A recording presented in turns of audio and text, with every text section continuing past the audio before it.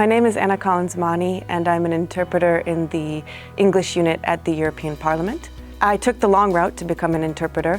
I began by studying French at the University of Wisconsin-Madison, where I thought I would become a French teacher in the United States. And through that process, I came to France and I studied in Paris. And I realized very quickly that I enjoyed my time there and I wanted to do something else. So I enrolled at the Sorbonne so I could stay a little bit longer and started looking into other professions that might be of interest to me. It was then that I was introduced to the profession of conference interpreting. I found out that there were two very good schools in Paris, and I enrolled in EZIT, where I studied translation studies and terminology, and then I did my master's in conference interpreting at EZIT.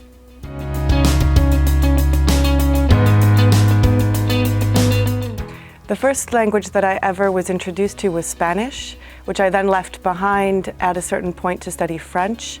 I started working with French and Italian as a conference interpreter, and very quickly after my Spanish became a working language. I added Portuguese about 3 years ago, and I'm currently learning Romanian.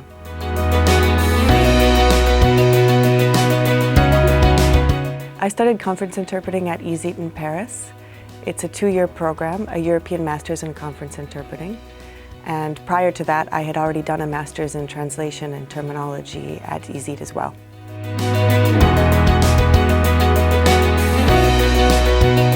After I got my degree in conference interpreting, I applied to take an accreditation test with the European institutions. Luckily, I passed, and I began working as a freelancer, both for the European institutions and also in Paris. After about 10 years of very interesting experience working as a freelance interpreter in Paris, there was a publication of a call for expression of interest at the European Parliament for a position in the English language unit. And I loved the work that I'd done at the European Parliament, and I thought that it would be really interesting to join the staff. So I decided that I would apply for the position. And luckily, in September of 2019, I was offered that job. And that's how I got here today.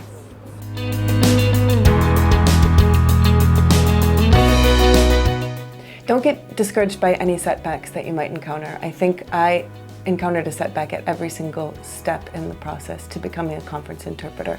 It's a great opportunity to reevaluate and to determine exactly it is what you want to do. And if you want to become a conference interpreter, that should definitely not hold you back in any way.